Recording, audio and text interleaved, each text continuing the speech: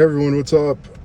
I just wanted to quickly touch on the Stanionis Boots versus Stanionis fight. Stanionis is a very solid opponent. He, I could tell from the Butayev fight, if you saw that, it was actually a very good fight. Stanionis showed a lot of gumption in that fight, and he was taking a lot of hard body blows during that fight as well. He was taking a lot of hard shots. He's a solid fighter. It's a good win for Stanionis Boots, but at the same token, it's the same PBC type of matchmaking. You're going to call me a hater. I really don't care. This is the same type of matchmaking that, guys like Errol Spence, Keith Thurman, all those dudes were brought up on. You get these opponents out of 2-year layoffs and things like that. And, for some reason, PBC fighters, especially, are allowed to keep belts during these long bouts for some reason. I watched the fight. He was very good. The way he was getting caught with some shots and things like that, pretty normal, But the way he was able to stay on his feet, make Stanionis, again, who's kind of like a box truck, you know what I'm saying, just come forward and fall for the traps that Ennis was setting up. It was very good. Ennis obviously has, like I said, God-gifted talent and things like that, you know what I'm saying? I've already said years ago that he'd be able to beat the Errol Spences, the Keith Thurmans, the Sean Porters of the world. Yeah, for sure, especially at this point in their career. But again, people are being, for the most part, bamboozled again. Al Heyman, he's a guy, he doesn't really know how to develop and keep talent, optimum, you know what I'm saying? And hopefully under Eddie Hearn's direction, he can get him some better fights. I have heard he's ducked guys like Me Machine and things like that. I want to see him take a little bit more risk. No more of these games where he's getting belts or he's fighting a guy who, again, is coming off a 2-year layoff, things like that. I want to see when, a guy that's not going to be afraid of you, a guy who's not going to be so respectful towards you, things like that. Guy that's hungry, those type of fights. As we just saw in the Tank Davis fight, nobody was concerned with Roach, you know what I'm saying? And look what he managed to do. I want to see you, not in the kiddie pool anymore. I want to see you out in the ocean, Then I can sit here and give, I guess, credit, but I don't give credit, you know what I'm saying, in these times anymore. I did it, with a couple of fighters. I used to drink some of the Kool-Aid as well and believe what, some of these, like the television shows is trying to suggest to you, be suggestive to you that these guys are just so great, but I just don't buy it anymore. We've seen this process with so many fighters. And like I said, it's very watered down today in the sport of boxing. So, I'm glad you got your first beer, John Ennis Boots. I remember my first beer as well. But, we got to do better here. You've already got 31 fights now? So we got to step it up. We got to do more. And I don't want to see these games. I don't want to see you and your daddy and Eddie Hearn acting like certain people didn't call you out and whatever else. I don't want to see this, we're loyal to Showtime, but I'm not signed to Showtime. People did approach you with fights and you're trying to act like because of your loyalty, you couldn't fight. And then your next fight, you're fighting Avanesian, the same guy that you're trying to, talk crap about Crawford about.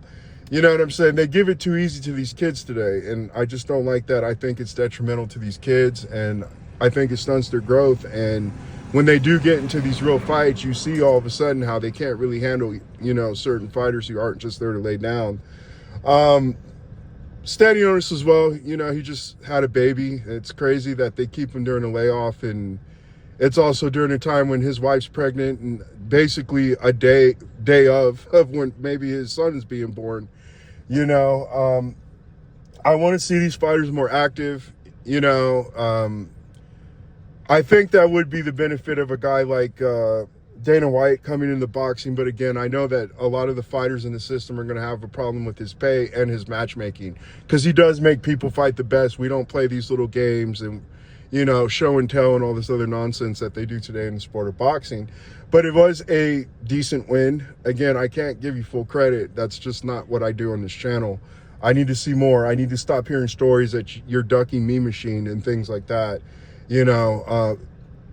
I need to see more than just, theatrics and drama, on YouTube. I'm getting tired of that type of stuff.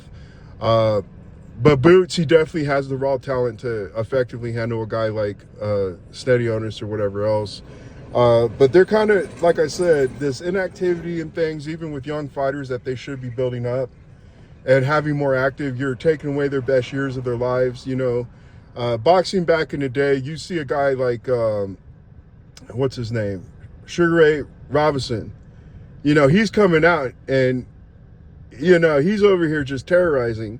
But he's at a very young age. You're seeing guys like Ali, very young age, youngest. Well, at one point he was the youngest champion. These guys are winning belts and crap. 20 years old. That's what I want to see from these type of fighters. I don't like to see this where guys are emailed belts and then another guy's propped it up with a belt, and we're acting like you just accomplished something amazing. You guys can say what you want with like a fighter like Shane Mosley, for example, but he was terrorizing 135 division, moves up 2 weight classes, and beats Oscar De La Hoya. That's the type of stuff I like to see. These guys, they really knew how to promote themselves. They really knew how to call for fights and go after them. And you had guys like Oscar De La Hoya, say what you will about him, but this guy, again, he'll accept the challenge and he'll fight. He didn't duck nobody. You know what I'm saying?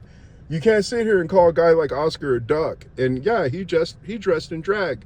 And he has a lot of balls than a lot of these fighters today. And I just don't understand what the sport of boxing is even doing today. So you guys are giving participation awards for boots, it's like when Chris Rock said back in the day during one of his skits, how these parents be like, I take care of my kids. And he's like, what do you want, a cookie? What do you want, a pat on the back? What do you want me to do? Say that you're so great, dude?